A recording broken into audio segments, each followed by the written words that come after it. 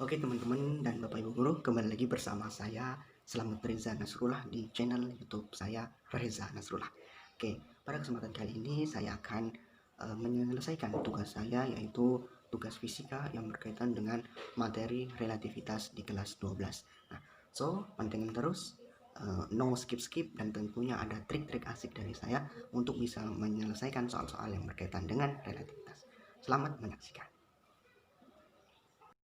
Oke, baik. Langsung saja kita mulai ya materi kita, yaitu tentang relativitas. Oke, sebelumnya sebelum mulai belajar, kita harus tahu dulu tentang gerak relatif itu sendiri ya.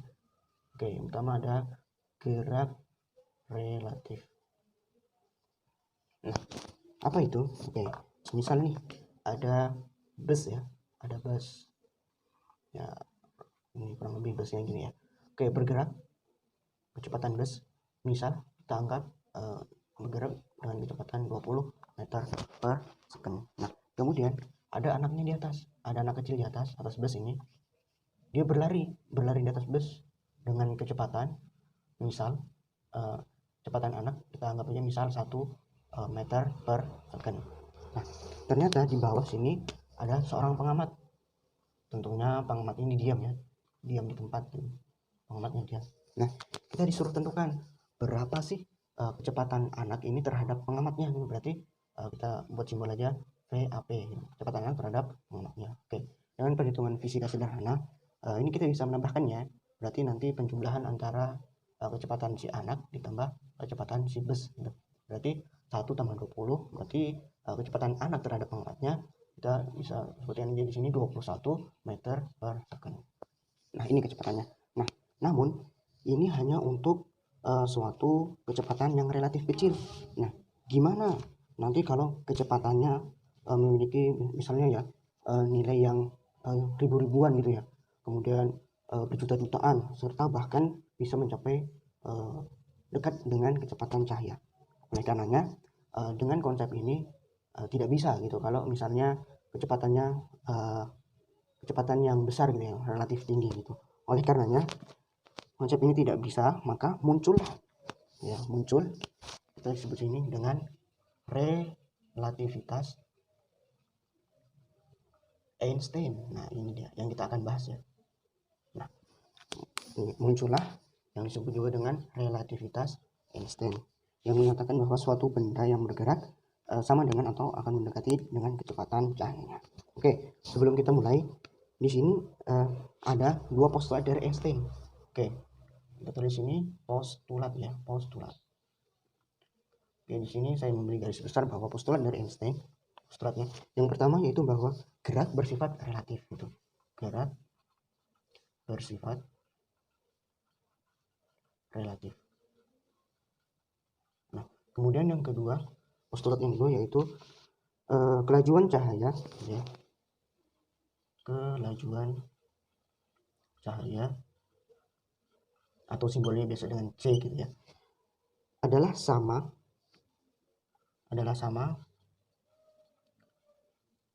dan ini ya, sama dan besar gitu. Yang mana kelajuan cahaya memiliki nilai C itu sama dengan 3 dikali 10 pangkat 8. Wah, nggak kebayang ya, besar sekali kecepatannya, 3 kali 10 pangkat 8 meter per second. Nah, dengan ini maka dapat simpulkan bahwa tidak ada kecepatan yang melebihi kecepatan cahaya gitu kan.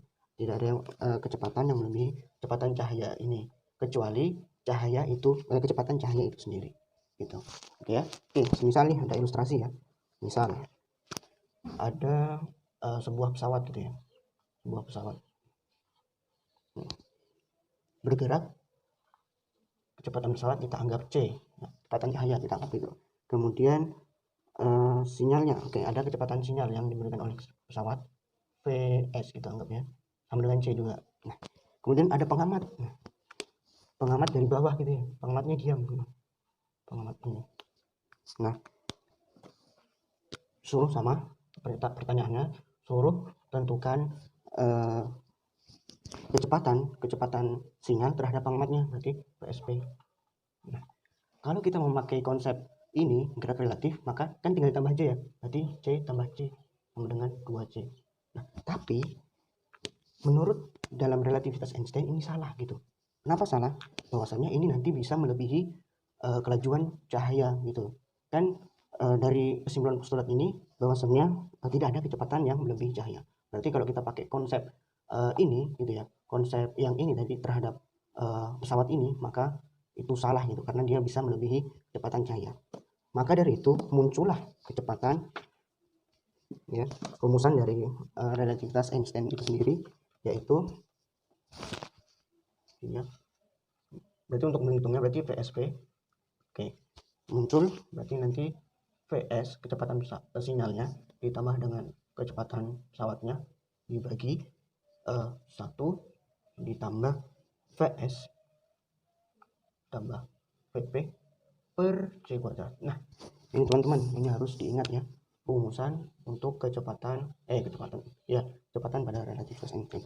Oke, kalau kita mensubstitusinya, berarti didapatkan kecepatan pesawat itu sinyalnya kita kan C ya, C ditambah C per 1 ditambah kecepatan pesawat, kecepatan sinyalnya tuh C gitu ya, C ditambah kecepatan pesawatnya C juga, kemudian C kuadrat. Oke, nah dari sini kita hitung aja nih, berarti C tambah C berarti 2C per 1 ditambah, kan nanti ini habis 1 ya, bisa C bagi C berarti 1. Nah berarti kan jawabannya 2C tambah 2, kita coret, berarti kecepatan pesawatnya yaitu C. Nah ini jadi kecepatan sinyal terhadap pengamatnya itu adalah C atau 3 kali 10 pangkat 8. Nah itu kan ya, berarti ini tidak lebih, berarti konsep ini bisa dipakai ya, perhitungan ini bisa dipakai untuk menghitung kecepatan pengamat terhadap pesawat gitu. Kalau kita misalnya menambahkan aja ya, kalau ditambahkan aja C tambah C 2C itu salah gitu ya, karena dia melebihi dari kecepatan cahaya itu sendiri. Oke, nah oke, maka di sini ada efek ketika benda bergerak dengan kecepatan cahaya gitu, seperti yang tadi pesawatnya gitu. Berarti kita tulis sini efek ketika benda bergerak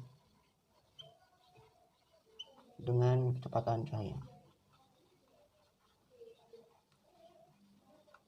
Nah ini apa saja sih efeknya? Oke, yang pertama nanti ada yang namanya kontraksi panjang.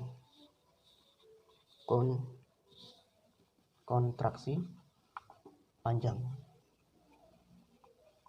Maksudnya apa?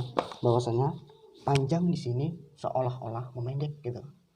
Panjang seolah memendek. Nah, rumusannya apa? Perlu diingat ya teman-teman, rumusannya itu bahwasanya L sama dengan L0 gitu ya, akar 1 min V kuadrat per C kuadrat. Nah ini dulu, ini rumusannya ya untuk yang berkaitan dengan kontraksi panjang. L di sini apa? L di sini maksudnya adalah panjang gitu ya, ini panjang. Nah kemudian L0 berarti itu panjang awal. V kita tahu bahwa itu kecepatan, dan C nya itu yang tadi itu kecepatan cahaya yang nilainya adalah 3 kali 10 pangkat 8. Nah ini rumusan untuk kontraksi panjang, efek yang pertama. Nah kemudian yang kedua adalah tentang efek yang kedua, yaitu ada yang namanya massa relatif. Massa relatif. Nah, semisal nih ada massa gitu ya, massa pengamat gitu. Misalnya kita anggap aja massa M0 itu kita anggap aja dengan massa diam gitu. Massa diam.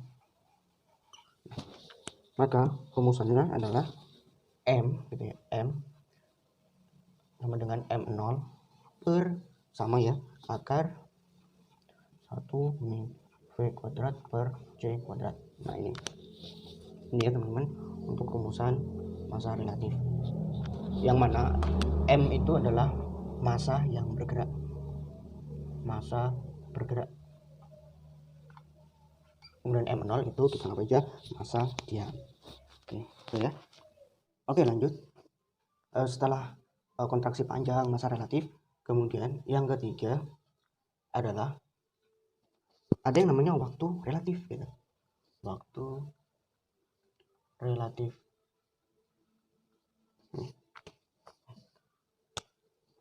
Sama halnya dengan massa gitu kan ya.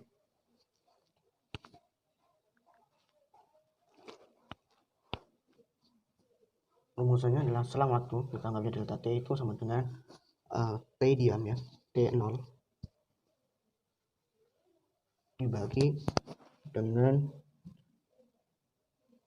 sama rumusnya akar dari 1 min V kuadrat per C kuadrat. Nah, ini rumusan untuk waktu relatifnya. Oke, di sini saya akan memberikan suatu trik asik ya bahwasannya. Nah, kita lihat di sini. Di sini ada suatu rumus ya, ini seperti ini. Akar 1 min V kuadrat C kuadrat, kemudian ada lagi nih akar 1 min V kuadrat C kuadrat, kemudian ada akar 1 min V2 pangkat V2 plus per C kuadrat gitu. Nah, bahwasannya rumus ini gitu ya, min V kuadrat plus C kuadrat. Nah, rumus ini kalau misalnya kita pakai cara manual bisa dapat hasilnya, tapi terlalu panjang gitu. Oleh karenanya saya akan mencoba meringankan dan juga memberikan trik gitu ya kepada teman-teman. Kalau misalnya dapat soal seperti ini ya, bentuk besarannya seperti ini, bisa lebih cepat gitu untuk menentukan nilainya. Oke, misalnya ya di soal diketahui misalnya kecepatan di soal misalnya V-nya misalnya diketahui 0,8 C gitu misalnya. Nah, berarti kita tulis sini pertama 0,8 C. Nah, maka nanti kita asumsikan saja itu nanti hasilnya akan 0,6. Begitupun sebaliknya. Kalau misalnya diketahui kecepatannya di sini 0,6 C, berarti nanti hasilnya itu 0,8 gitu. Oke, misalnya lagi ada kecepatannya dengan 0,2 C gitu. Nah, berarti itunya adalah 0,98. Nah, begitupun sebaliknya nanti ya teman-teman. Oke, misal lagi ada di soal misalnya setengah akar 3 C. Nah, nanti hasilnya itu bisa 1/2. Jadi teman-teman, nah ini yang biasa muncul di soal-soal gitu. Kecepatannya ada yang 0,8, 0,2 sama setengah akar 3. Bisa sih teman-teman menggunakan cara manual di masukkan gitu ya angkanya, berarti satu misalnya ya, kalau cara manual berarti teman-teman harus cari 1 min 0,8 pangkat 2 gitu dibagi dengan kecepatan cahayanya sendiri yaitu 3 kali 10 pangkat min 8. Nah, kalau misalnya teman-teman cari pasti itu nanti hasilnya ini 0,6 gitu. Jadi lebih memudahkan gitu ya, kita tinggal mengingat saja gitu. Nah, untuk lebih jelasnya nanti di akhir ini ada soal gitu. Makanya nanti kita akan kerjakan soal tersebut menggunakan konsep ini. Nah, kita sebut aja di sini trik asiknya ya, trik asik dari saya. Nah, ini silakan teman-teman dicatat ya atau diapakan ya, trik asik dari saya. Oke, nah teman-teman itu berkaitan dengan efek ya, efek ketika benda bergerak dengan kecepatan cahaya. Nah, yang terakhir ada kesetaraan massa dengan kesetaraan massa dan energi. Nah, kesetaraan massa dan energi. Oke.